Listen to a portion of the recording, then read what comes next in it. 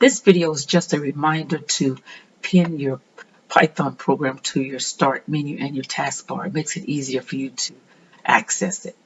So we'll go to start menu and move to the Python. The desired version here, in this case, is 3.11.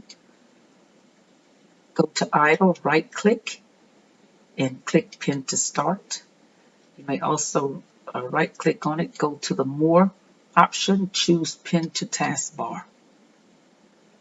And when you do that, it places the icon for Python on your taskbar. And then when you want to use that, you just click on that taskbar, and you see it brings in that it brings the shell of Python into the computer. And from there, if you want to use this Python editor, just say File and New File, and then you're in a position where you can start typing in your code.